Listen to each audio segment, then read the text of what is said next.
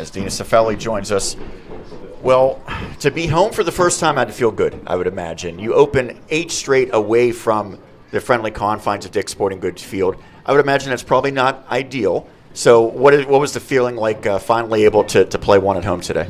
Yeah, it was an exciting one. It was definitely great, to be home for Grace's 100th goal too. A lot of families in the stand, people coming back being able to see that. So it's definitely been a long road on the road there, but at home it's special to be back. Definitely the support of the community, all of our families and friends here to be able to be here. So it was awesome. You played some top-notch competition out of the conference, teams like Pace. You went down to Florida. I know you were pretty familiar with that trip as well. You got to go against St. Leo. What was the goal with some of the non-conference scheduling? Yeah, so I think, coming in, especially on my interview here when I took this job, the girl said, we want to get further. We want to get past, our comfort zone. We want to, play some stronger ranked teams. Like we want to be, keep competing.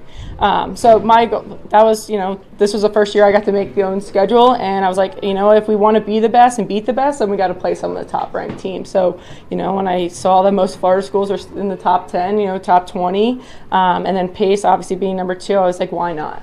What's the worst that can happen? I think there's a lot to learn from losing, but also losing to teams that are toply ranked and we haven't seen before. So I thought it would be a new experience for the girls to, learn from and grow and just see different people that they haven't seen all the time.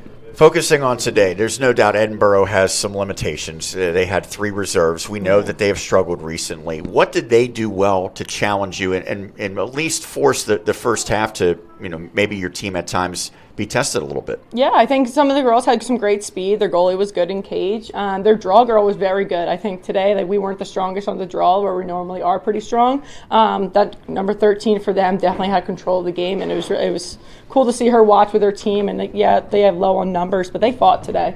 And I give 100% respect to them for fighting to the end there. You're 3-0 in the conference. I'm sure you're aware that the next up might be a pretty significant challenge for you because Slippery Rock, which is at least at last check, on potentially its way to 3-0 as well, is the opponent. So what's the mindset heading in? What will be key against the Rock? Yeah, I think the biggest thing for us, we know this is going to be a tough game. We know it's like a big game that we look forward to. There are rivals on this side, and we're ready for it. I think that we got to go back to the drawing board on Monday, and we got to clean up some things from that went on today that shouldn't be down for us, but was. So we kind of got to just relock in and go back to fundamentals and be disciplined with some of our defense and offensive sets. Lastly, it's year number 2 for you now. How much different does this year feel? How much ahead of the game do you feel as opposed to where you were 1 year ago at this time? I mean, sometimes I still feel like it's new, but rolling with it, the girls, definitely have more confidence. I feel like they're, they're ready.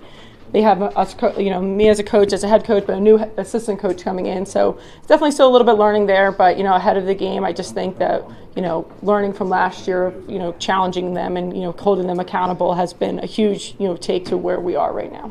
Well, we appreciate you taking the time. Congrats on the victory. Finally able to get home and you get a decisive win in the process. Yes, Thank you, so Dina. Much.